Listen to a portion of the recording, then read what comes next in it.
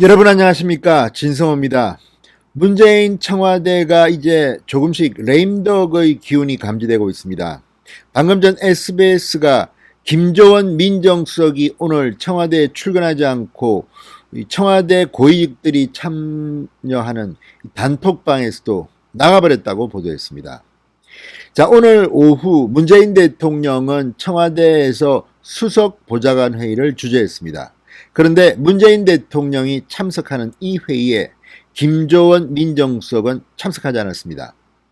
자, 물론 지난 금요일 날 노영민 비서실장이 5명의 수석 전원과 함께 사의를 밝혔습니다. 따라서 사의를 밝힌 수석이 문재인 대통령이 주재하는 회의에 참석하지 않을 수도 있지 않냐 생각하겠지만 그건 오산입니다. 오늘 이 회의에 김조원 민정수석을 제외한 나머지 사표를 내겠다고 했던 6명은 모두 나왔습니다. 5명은 모두 나왔습니다. 그런데 유독 김조원 민정수석만 안 나온 이유는 뭘까요? 아시다시피 김조원 민정수석은 노영민 비서실장과 크게 소리를 내며 다퉜다고 중앙일보가 방금 보도했습니다.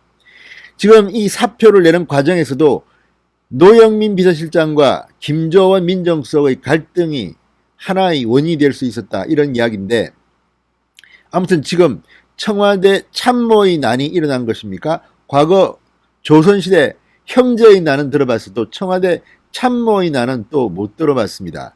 뿐만 아니라 김조원 민정수석은 노영민 비서실장만큼이나 문재인 대통령의 신임이 두터웠던 인물로 거론됩니다. 그리고 1957년 동갑내기인 노영민과 김조원, 이 두 사람의 악연도 다시 한번 회자되고 있습니다. 자, 과연 청와대에서 지금 무슨 일이 벌어지고 있는 걸까요? 진성호의 융단 폭격 시작합니다. 문재인 청와대를 융단 폭격합니다. 방송에 앞서 아직 진성호 방송에 구독자가 아니신 분들은 붉은색 구독 버튼 눌러주십시오. 더 좋은 방송으로 보답하겠습니다. 이런 것을 정권 말기 현상 또는 레임덕 이렇게 부르는 사람들이 많습니다. 지금 청와대의 내부가 굉장히 혼란스러운 것으로 보입니다. 물론 청와대는 부인하지만 청와대 내부에서 문재인 대통령이 역정을 냈다, 보고를 받고 역정을 냈다, 그리고 노영민 비서실장과 김조원 민정수석이 다른 참모들이 다 있는 장소에서 회의에서 공개적으로 크게 싸웠다, 이런 보도들이 나오고 있는 이유는 뭘까요? 사실일 가능성이 상당히 높습니다. 중앙일보가 왜 이런 거를 일부러 지어내서 보도를 하겠습니까? 자, 어쨌든 지금 청와대는 정상 상태는 아닌 것 같습니다. 문재인 대통령이 직접 회의를 주재하는데 사의를 표명한 사람들이 모두 다 나오지 않든지, 다 나오는데 김조원 민정수석만 안 나왔다. 게다가 김조원 민정수석, 최근 가장 초점이 되고 있는 추미애 법무부 장관의 검찰 간부 인사라든지 검찰 개혁이라든지 윤석열 총장에 대한 지휘권 발동이라든지 이런 것들을 담당하는 그런 굉장히 중요한 자리입니다.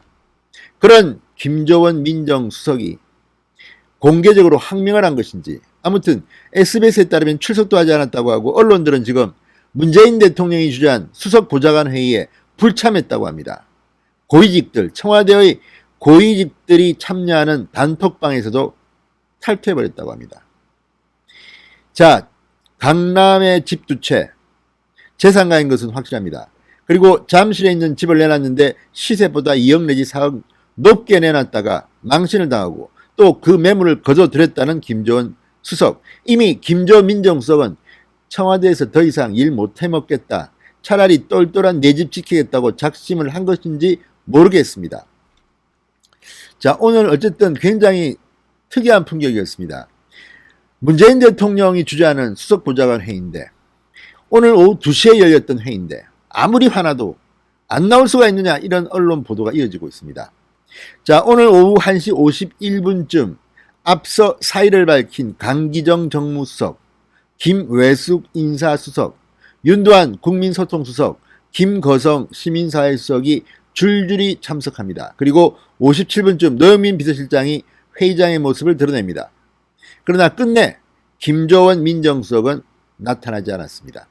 오늘 출근하지 않았다는 SBS 보도도 있었습니다. 청와대 관계자는 김조원석 불참에 관해서 뉴스원과의 통화에서 상식적으로 보면 된다. 교체될 것임을 시사했습니다. 다만 문재인 대통령이 누구를 사표 수리하고 누구를 재임용할 것인지 이것에 대해서는 아직까지 밝히지 않고 있습니다. 한때 김현미 국토부 장관이 노영민 비서실장 후임으로 올 거라는 보도가 나왔지만 SNS 언론 여론의 질타를 받고 이 김현미 후임설은 다시 물밑으로 내려앉았습니다. 자, 지금 이런 청와대의 분위기를 보면 지금 어쨌든 문재인 청와대는 정상은 아닌 것 같습니다.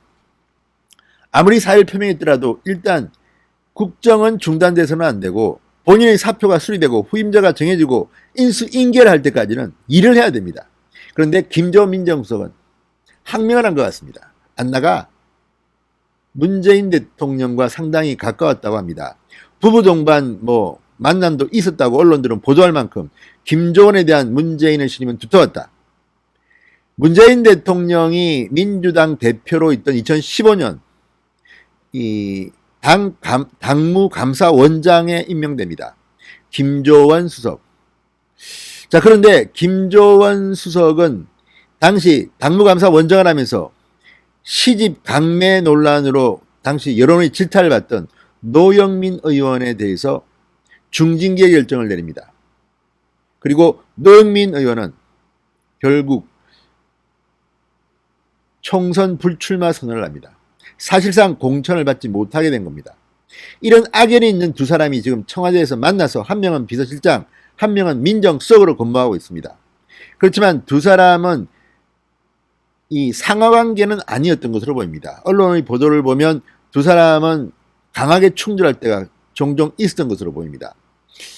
자, 어쨌든 문재인 대통령의 신임이 두터웠다는 김조원 민정수석이 이렇게 무슨 반감을 가졌는지는 모르겠으나 회의에 불참하고 단톡방을 나가버리고 이런 일이 벌어지는 게 지금 문재인 청와대입니다. 자, 지금 언론들은 누가 그러면 바뀔 것이냐, 강기정 정무수석 등등은 바뀔 거로 보입니다. 윤도한 국민소통수석도 바뀔 거로 보는 언론들이 많습니다. 후임자가 이미 거론되고 있습니다. 박수현 전 의원, 이건영 전 위원장 등등이 지금 그 후임자로 물망에 오르고 있습니다. 아직 확정된 것은 아닙니다. 그런데 이런 가운데 노영민 실장은 당분간 유임될 거라는 전망이 많습니다. 자, 이런 상황에서 노영민과 김조원 수석의 싸움에서 노영민이 일단 승리한 걸까요? 그렇지는 않을 겁니다. 지금 문재인 청와대는 총체적인 위기입니다. 자, 지난 7일 문재인 대통령에게 물러나겠다고 사의를 표명했고 이 청와대 대변인이 이것을 발표했습니다. 그래서 쇼라는 이야기도 있습니다. 그러나 좀 더 지켜봐야겠습니다. 아무튼 김조원 민정수석은 무조건 바뀔 거로 보입니다. 남아 있으라고 해도 본인이 나는 집안채가 더 중요하다고 생각할지도 모르겠습니다. 자, 조선일보의 특종으로 알려진 이야기입니다. 김조원 민정수석이 잠실에 있는 집을 내놨는데 도곡동에 있는 집은 유지하면서 시세보다 2억 내지 4억 높게 내놨다. 팔려는 생각이 없지 않느냐.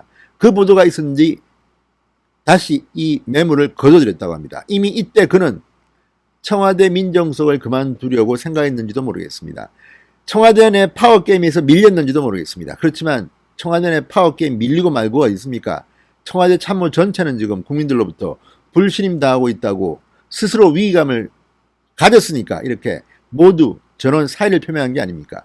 그런데 정작 김상조 정책실장 라인들은 뭐합니까?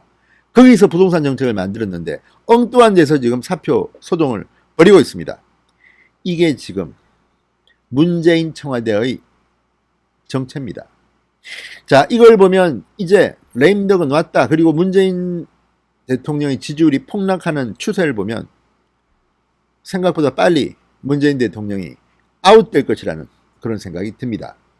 아무튼 청와대 참모의 난 상당히 흥미롭게 진행됩니다.